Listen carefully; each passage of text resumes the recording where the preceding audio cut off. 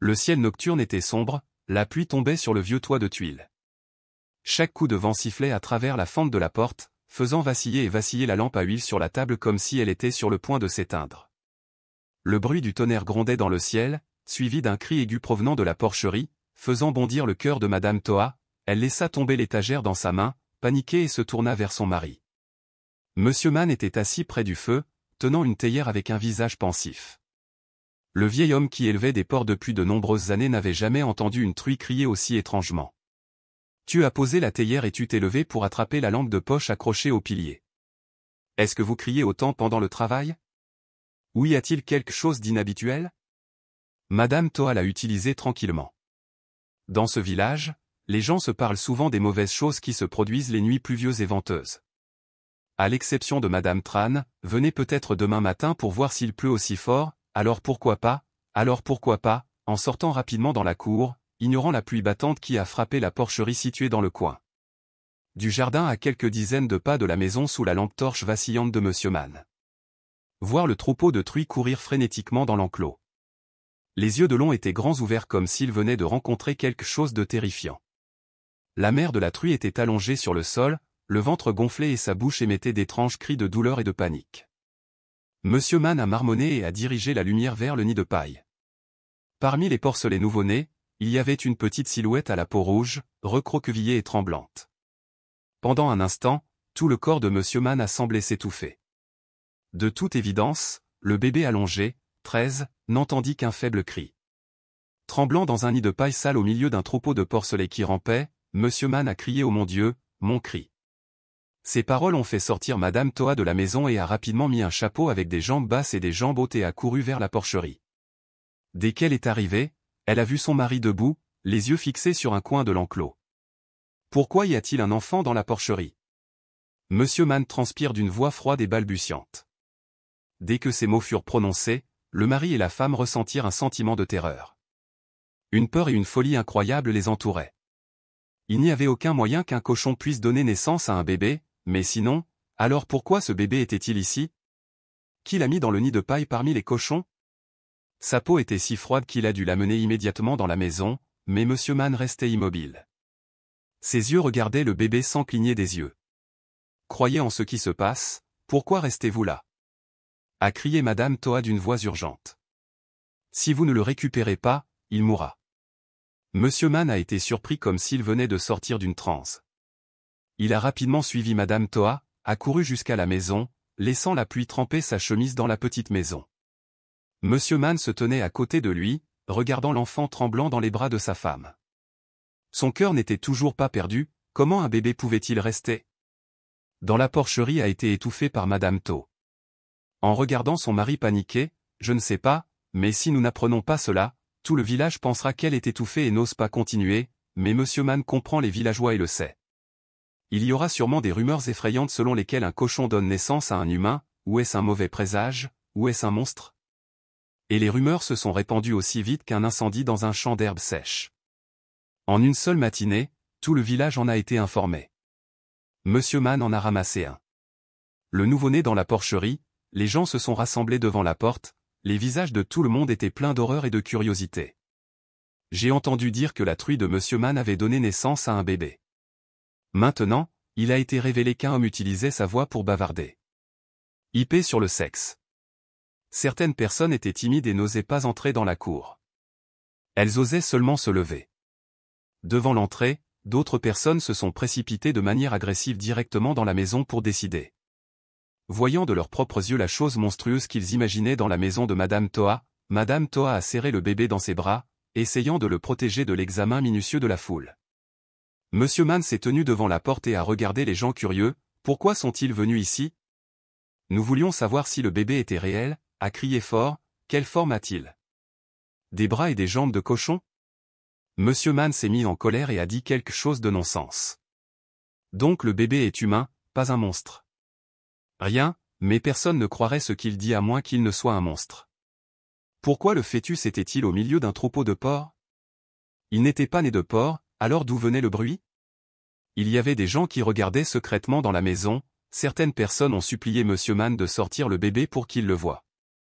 Il y avait des gens au visage pâle qui marmonnaient quelque chose sur ce qui n'allait pas avec Monsieur Mann. De l'huile sur le feu. De nombreuses personnes ont commencé à reculer, regardant Monsieur Mann avec peur, certaines femmes. Des femmes qui se chuchotent avec des visages inquiets ou peut-être que Monsieur Mann a brisé un tabou et doit se voir offrir un soulagement. Sinon, tout le village serait en feu.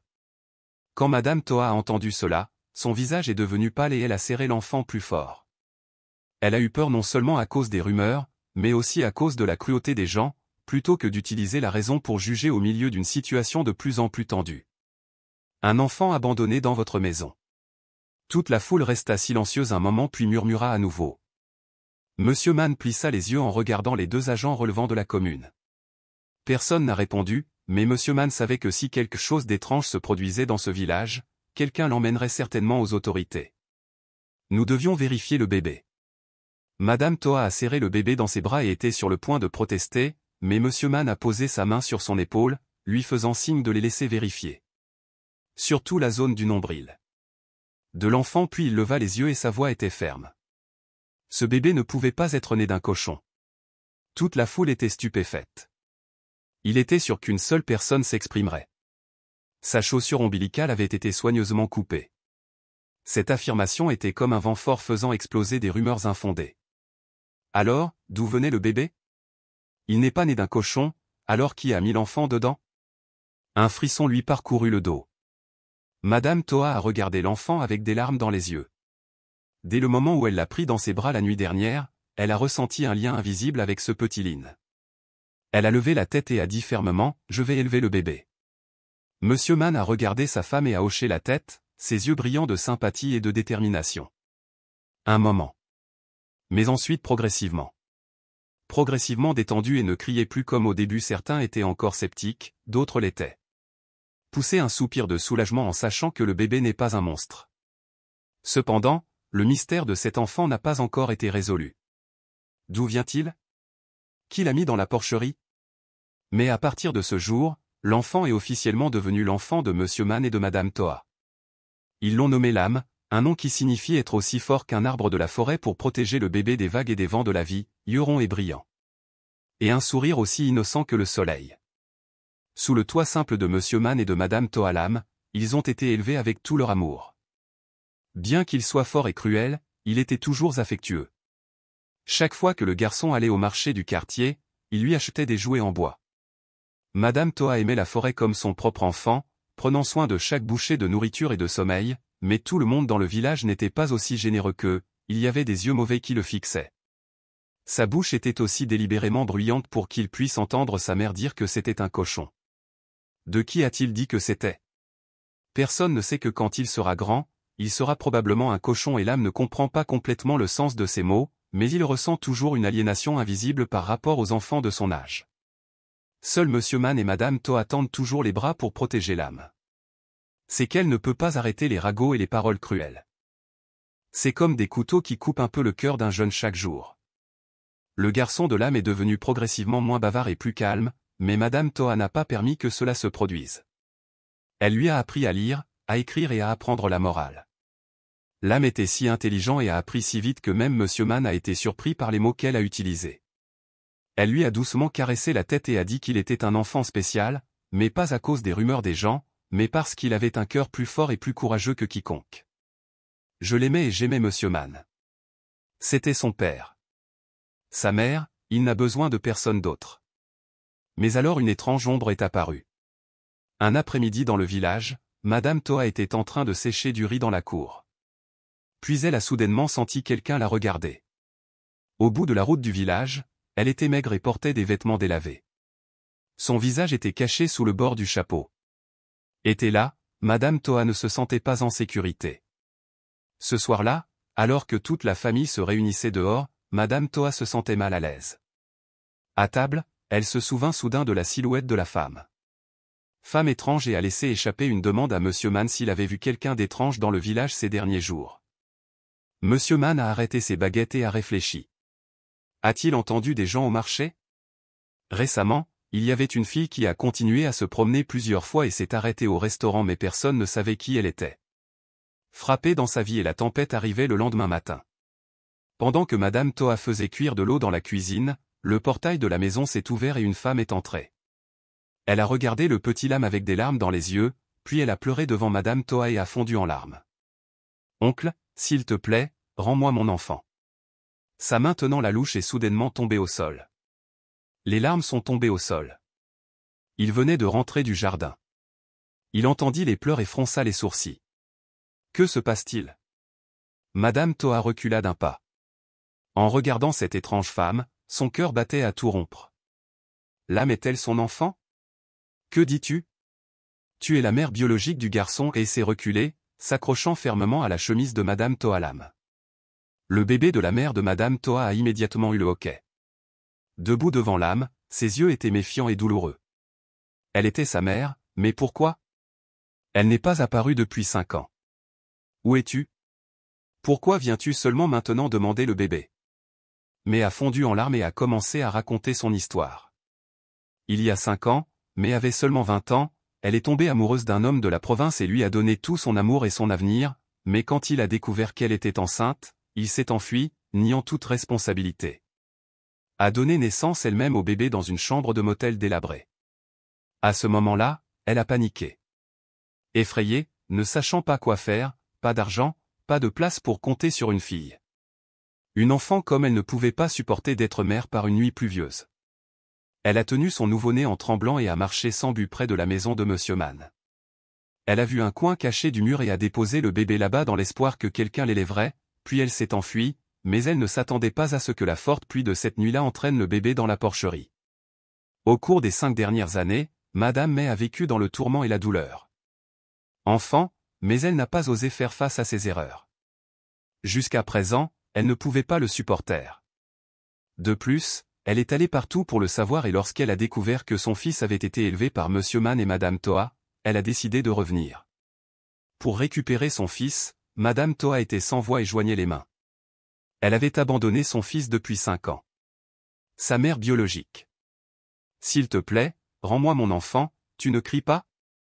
Toa a sonné de manière décisive. Elle a serré Lam dans ses bras. Les larmes ont également révélé directement qu'il était mon enfant au cours des N dernières années. C'est moi qui l'ai élevé et j'ai pris soin de lui tous les jours. Il était resté immobile jusqu'à présent, ses mains étaient serrées, ses yeux étaient rouges. Il a regardé sa femme puis Miss May. Je comprends ton regret, mais as-tu pensé aux sentiments du garçon?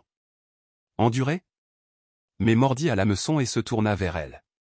En regardant Lam, le garçon tremblait avec des yeux extrêmement confus. Il ne comprenait pas ce qui se passait, il savait seulement qu'un étranger essayait de l'éloigner de ses parents, il n'avait pas d'enfant, il n'allait nulle part. Lam a sangloté et a serré Madame Toa Lam dans ses bras. Mais le garçon s'est immédiatement blotti plus profondément dans les bras de sa mère adoptive. Elle souffrait devant la porte. Grand-mère aux yeux sympathiques. D'autres claquaient la langue, se demandant si May avait le droit de récupérer son enfant de toute façon. L'atmosphère devint de plus en plus tendue et alors une voix froide retentit. Si vous refusez de me rendre mon enfant, je vais demander à la loi d'intervenir. Madame Toa a essuyé ses larmes, son visage était maintenant plus déterminé que jamais. Je vais porter cette affaire devant le tribunal, je récupérerai mes droits en tant que mère. Ces mots ont frappé le cœur de Madame Toa comme un couteau. Avez le droit de récupérer votre enfant? Est-ce votre enfant biologique?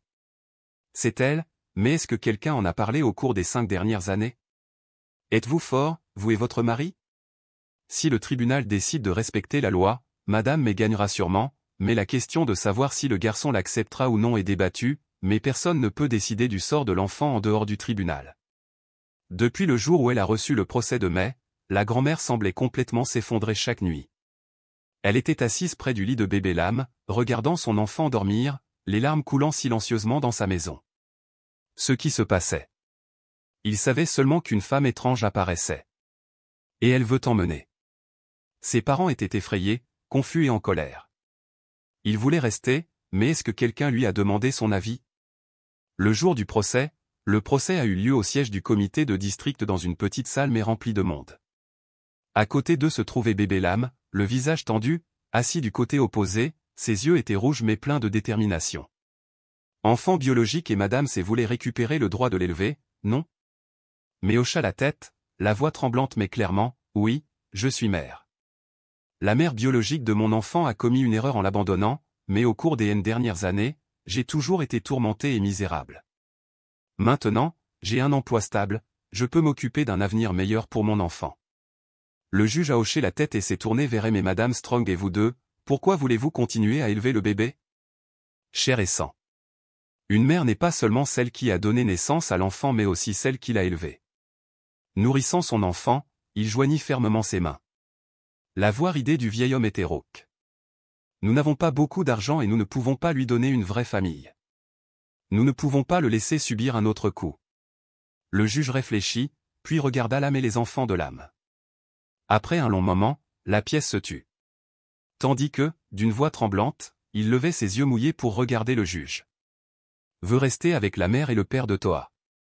Une déclaration forte qui a fait remuer toute la pièce. Le visage de Mai est devenu pâle et elle a agrippé le bas de sa robe.